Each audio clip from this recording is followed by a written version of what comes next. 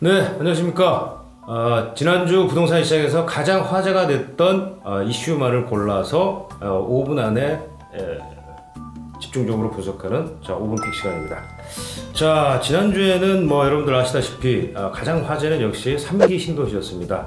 정부가 경기도 남양주, 왕숙, 그리고 하남 교산, 과천, 그리고 인천 계양 이렇게 이제 네 곳을 비롯한 수도권에 총 12만 가구 규모의 신도시를 짓기로 했습니다. 자, 뭐 신도시는 아시다시피 정부가 신도시를 발표한 이유는 결국 집값 때문인데요. 주택시장을 안정시키기 위한 조치입니다. 자, 그렇다면 집값이 과연 어떻게 영향을 받을지 지금부터 한번 저희가 땅짓구에서 한번 분석을 해보도록 하겠습니다. 자, 땅짓구 이상빈 기자와 함께 알아보도록 할 텐데요. 자, 이 기자, 자, 신도시 개발은 일반적으로 보면은 이제 주택시장에 호재가 될 수도 있고 또는 뭐 악재가 될 수도 있고 그런데 자, 어떻게 보십니까? 네, 이번에 발표된 신도시들 모두 서울 접경에서 약 2km 정도 떨어져 있는 위치입니다. 공급 규모는 12만 가구 정도 되는데 위례 신도시의 2배 정도 되는 규모고요. 무주택 수요자들 입장에서는 상당히 기대를 갖게 할 만한 소식이라고 볼 수 있겠습니다. 문제는 기존 집값이 어떻게 될 것이냐는 건데요. 우선 판교 신도시 전체 가구 수가 약 3만 가구였는데 이때 바로 옆에 있던 분당 신도시 집값이 어떻게 됐는지를 보면 어느 정도 예상이 가능할 것 같습니다. 네, 그래프에서 보시는 대로 분당 신도시 집값은 2005년에 무려 32%나 올랐습니다. 그런데 바로 옆에서 판교 신도시가 분양을 시작한 것이 2006년이고 2008년에 첫 입주를 시작했는데 2008년에는 집값이 15%나 하락했죠. 글로벌 금융위기의 영향을 고려한다 해도 같은 해 수도권 평균 6% 올랐던 것과 비교하면 폭락이라고 할 수 있겠습니다. 자, 그렇다면 자, 이게 뭐 폭락 수준인데 이런 일이 벌어지게 된 이유가 뭘까요, 그러면? 네, 주택 수요가 한정되어 있는데 공급이 늘어나면 가격이 떨어질 수밖에 없는 것입니다. 분당이 이미 노후화됐고 지하철 교통이라든지 산업기능 등이 판교가 더 좋았기 때문에 분당에서는 판교로 이주하려는 수요가 많았고요.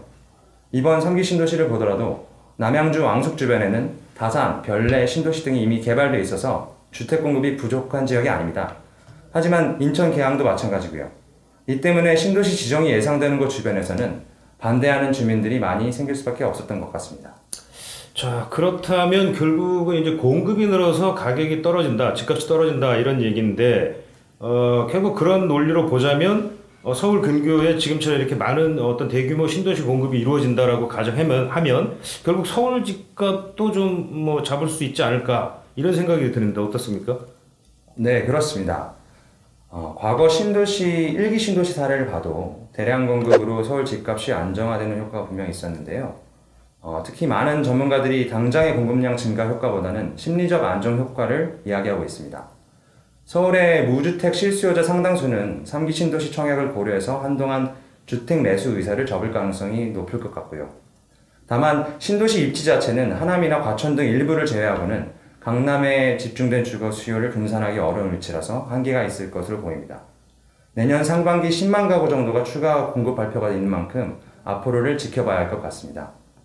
이 밖에도 서울에서도 많지는 않지만 정부와 서울시가 소유한 자투리 땅 32곳에 1만 9천 가구 규모의 중소규모 택지를 조성할 예정입니다. 강남권에선 서울의료원 주차장 부지에 800가구, 대치동 동부도로사업 부지에는 2,200가구 등이 들어서고요. 비강남권에서는 강서구 서남물재생센터 쪽에 2,390가구, 은평구 수색 역세권에 2,170가구를 더 짓습니다. 용산구와 종로구에 동실이 많은 오피스 빌딩과 호텔을 각각 200가구와 260가구 규모 주택으로 바꾼다고도 하는데요. 서울에 집을 찾으시는 분들은 주목해 보셔도 좋을 것 같습니다. 예, 뭐 생각보다 서울에도 뭐 많이 이렇게 짜투리 규모긴 하지만 뭐 물량은 좀 많이 나올 것 같습니다. 자, 그런데 사실 이번 발표에서 저희가 이제 신도시 유력 후보지 중에 하나가 이제 광명이었는데 광명이 빠졌거든요. 자, 이게 내년도에 이제 추가로 몇 곳을 더 이제 두세 곳 정도를 추가로 지정을 하겠다고 그랬는데 네. 그때 좀 포함될 가능성도 좀 있어 보이나요? 좀 어떻습니까? 사실 왜 광명이 지역 주민 반대나 사전 유출 같은 문제가 있었던 것이 사실인데요.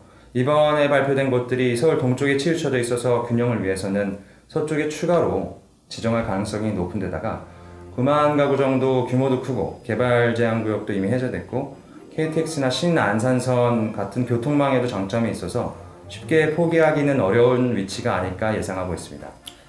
네, 자 오늘 5분 픽은 여기까지 하도록 하겠습니다.